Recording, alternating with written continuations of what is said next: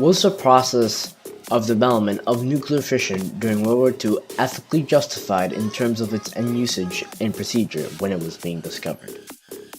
This magnificent, morally and ethically challenging question, to which there is no answer really, as both sides of the argument are somewhat correct.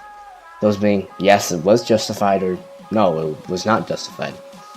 However, the mission of this video is to give you the least biased background information, while also giving you a sort of opinionated response from me, to help you make an opinion over the subject and for you to gain a perspective. Now, back to 1939.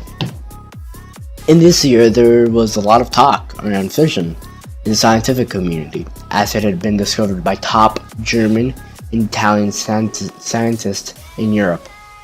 This fission process was thought to be able to produce huge amounts of energy. If you don't know what fission is, it's basically a process by which two atoms are divided. This makes them release an obscene amount of energy. This is a process that is used in modern day nuclear weapons as well as modern day nuclear power plants. Obviously, having a warmongering nation with the power to potentially wipe out whole countries in seconds is generally a bad idea, as it could produce mass casualties. This made a couple of German and Italian scientists that had been exiled a little bit unwell, so they decided to warn the USA as fast as possible. The first scientist, called Enrico Fermi, which was an Italian scientist, decided to hold a conference with the Navy and Congress. But none of them really listened to him. However, the second scientist, Albert Einstein, did have a big effect by sending an astounding letter to the President of the USA at the time, FDR. Although he did not see much use in the development of such a project, he agreed to start carefully. At the start, the project was under the control of the National Bureau of Standards, with $6,000 in funding, and with the help of European scientists. Later, in 1941, the project was officially named the Manhattan Project. In 1942, the project was put under the Office of Scientific Research and Development, headed by Vannevar Bush. After joining into the war by the USA, the project had gained a lot of steam and funding. That year, Fermi also managed to produce the first controlled nuclear reactor with other scientists, which was a huge step. After this, several facilities were built around the country, which included labs and production facilities.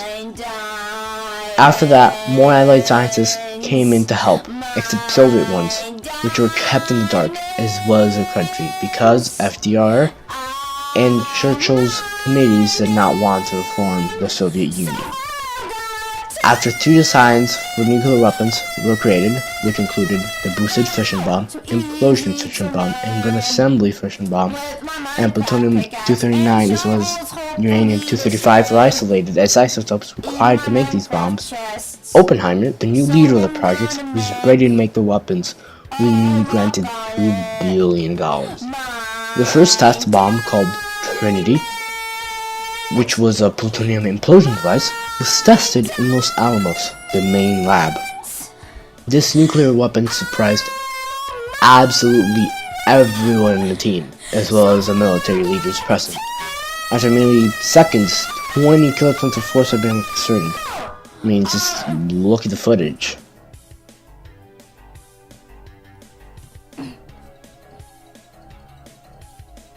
After they had tested that bomb and made sure their weapons were functional, they went on to produce two other bombs, one being a plutonium implosion device, just like the Trinity device, called the Fat Man, and another gun-type uranium bomb called Little Boy. After these two bombs were developed, the whole nuclear climate changed, and Oppenheimer said this wise words, which lead us to the other portion of this video. He knew the world would not be the same. Few people laughed. Few people cried. Most people were silent.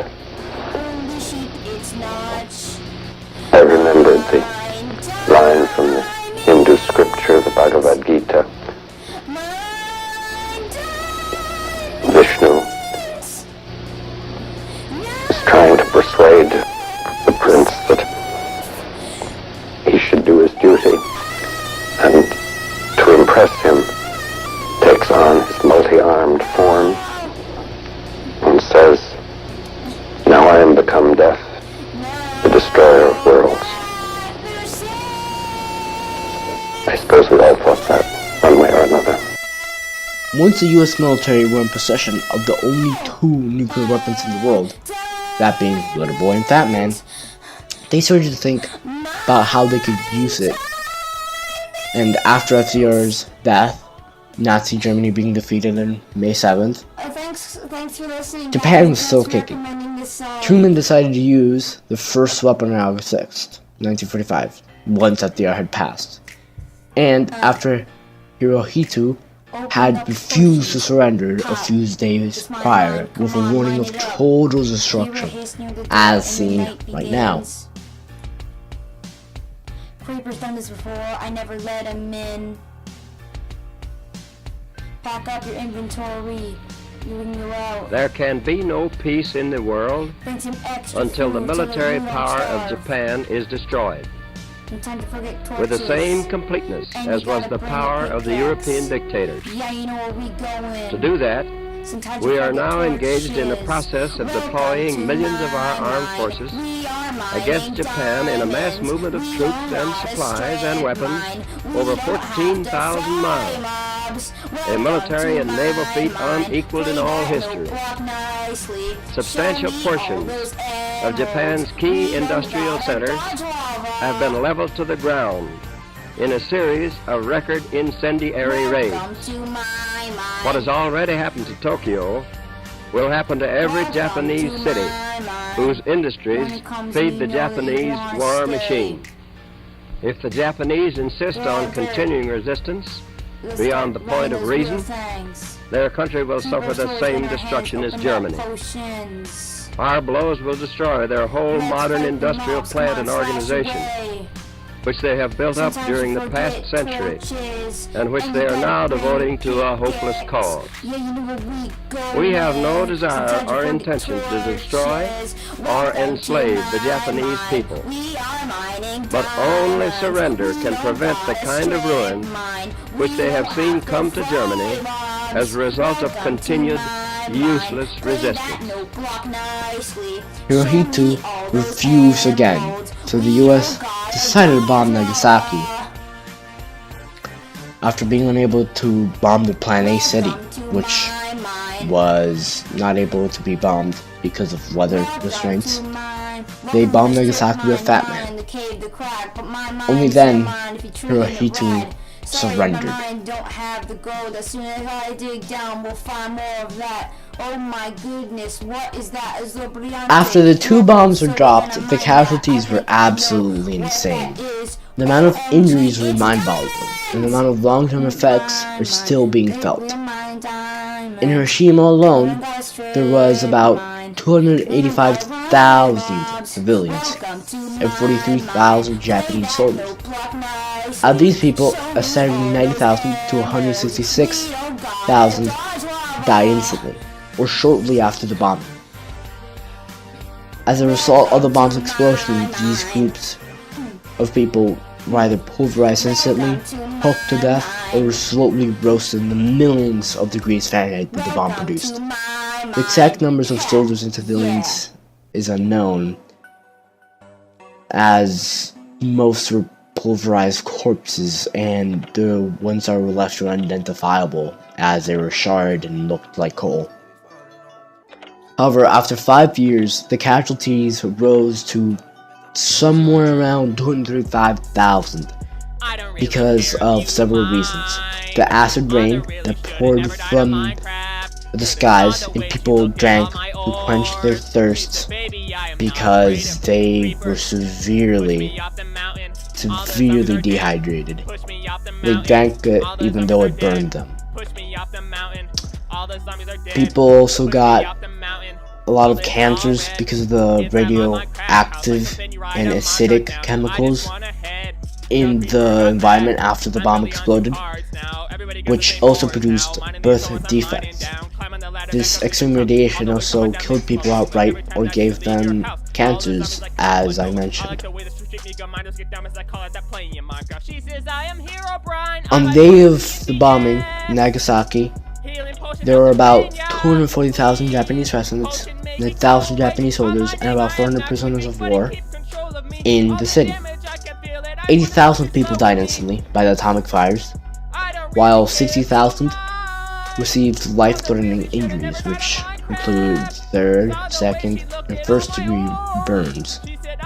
By the end of the year, 80,000 people had died in the blast or after the blast because of the extended injuries and symptoms. Throughout these two bombings, there were several accounts of people seeing charred corpses flowing down rivers, people without skin, smelling burning flesh everywhere, the environment looking like hell, and hearing cries of people screaming for water, even though their throats were hanging from their necks and they could barely feel anything. Or they felt absolute pain. People looking for corpses of their loved ones or any remembrance of them. A lot of them were seen to fail or scream frantically for them. And a lot of other atrocities. This definitely makes it highly morally and ethically questionable, which leads us to our opinionated part 3. Now to answer the research question. Answering the first part, which is, was the process of development of nuclear fission during World War II ethically justified in terms of its end usage? That I say definitely no. The US knew the implications this would have on the Japanese people. They knew that the Japanese people would definitely be affected by the extreme heat and destruction that the nuclear bombs would produce. They knew that people were going to suffer extremely at the expense of their government and their military. Personally, I just think that isn't justified, even though the US did say they had to sacrifice those people for the greater good, as 2 million or so people would have died otherwise in a war with Japan on both sides. Even though there would be 2 million people saved, I don't think it was justified to make these citizens go through such a horror. So definitely the bombings were not justified at all. But I will give the US the fact that they really didn't know a lot about the radiation that the people would, have in Japan. They didn't know about that part, which a little bit alleviates the problem or dilemma. And now, was its procedure ethically justified when it was being discovered? To this point, I say definitely yes. Definitely yes. The plan was to counteract the German scientists that were developing nuclear weapons, and they were just kind of hoping to be able to compete with them and not have only one nation have nuclear weapons that can destroy massive amounts of cities. The scientists definitely did have a good intention with this. They just wanted to compete and not just, utterly just destroy people for no reason. The project also didn't enslave anyone, per se. All the scientists were willing to do what they were told to do. So that's also a boon. The scientists also didn't know their end result, that their end result would be so insanely powerful and destructive. there are several recordings of the scientists saying to their wives that they don't know what will happen. Actually, there's one that says either we will all die because it'll be so much more powerful, it won't work, or it'll be such a good product that the US would use it, which it ended up being that. But definitely the procedure was justified. The scientists did not know that they would be making such a insane weapon, and during their making, they definitely displayed some worry towards the matter. But I think that it was definitely more ethically justified than the use of kinetic attacks in Hiroshima, as the government took quite a little bit of time to apologize for the deaths. But the scientists recognized what they had done immediately and said sorry, as was seen with the Oppenheimer interview. So as a whole, do I think the Iran with nuclear fission during World War II was ethically justified? Half and half. Half and half. I don't think it was totally justified, but I don't think it was totally unjustified. And a lot of people land with me on the gray area. People sway to yes, totally, no, or saying the gray area like I am now, but it's definitely a question to which everyone is entitled to have their own opinion, as everyone really just thinks differently, and everyone has different ethics.